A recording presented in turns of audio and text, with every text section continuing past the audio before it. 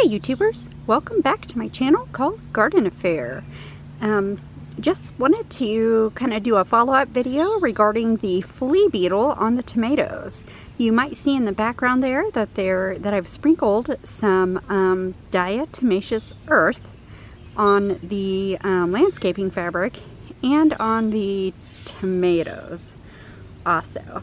And I tried doing this just in the affected areas or on the affected leaves because I have flowers and because I have flower buds on these tomatoes, and I'm afraid that a bee or some kind of a pollinating insect would land on those flowers and get that diatomaceous earth on it. Now, diatomaceous earth is a organic pest control, but and what it does is it kills bugs by, it's basically a really fine powder, and it's really sharp to small insects or any kind of insect, I'm sure of it, and it pierces through their exoskeleton or their outside skin and makes them and kills them basically. So I guess it would be like, you know, me walking over a field of glass with my bare feet. I don't think, you know, but it cuts through their outer skin and kills them basically. So, but if you could see this, I don't know, I'm just, it's hard, you know, even though it's an organic method. I hate using any kind of pest control, like whether I actually don't use chemicals. I've never actually used a chemical, but at the same time, you know, even the organic pest controls will have adverse effects on the good things. But I decided to go ahead and do that.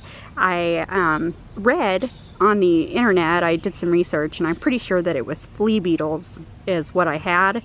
So I did some research. I just Googled flea beetle and saw the picture, and you know, it was very familiar, and they did jump, so so kind of like a flea would. So so I basically decided that maybe this is the best way to go.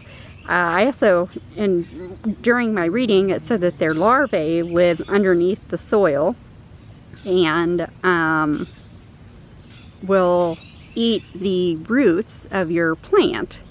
So, which is just a nightmare. And of course, we all know that everything on the internet is true that you read. So. But, you know, it's just one of those things that I thought, well, you know, maybe I should actually use something instead of just letting it go. The diatomaceous earth is supposed to be most effective when it is in a powder form and not wet.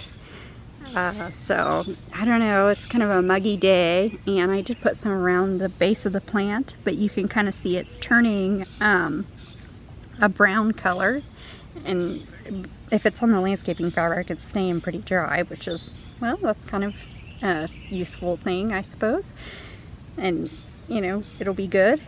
But yeah, I tried putting it underneath the leaves also, so I just tried sprinkling it, and the tomato plants that didn't have flowers, I pretty much just covered them in it. But yeah, I don't know. We'll see how this goes. And you know, I don't know if it's true or not, but I just did my best to kind of mitigate the situation. Now, I had bought the diatomaceous earth a couple years back because I was having a bad aphid problem on my tomatoes. And it certainly did work on the aphids. The flea beetle, I'm not so sure, you know, like those things, I picked one up and it had a very tough, hard shell, so, so I don't know, you know, unless it gets like under its belly or something, maybe it has like a soft spot under its belly, oh, but anyways, I don't know, so I'm gonna give this a try and see if it works. you know, I don't know, maybe their life cycle is coming to an end or something, and it won't be an issue anymore. But I wanted to give it a try, just to try and prevent any further damage to my tomato plants. So this is me trying to do good, and hopefully it does more good than harm. But anyways, I appreciate you guys watching. Please like and subscribe, and if you want to see the damage, you can see it on my previous video that I did with my tomatoes.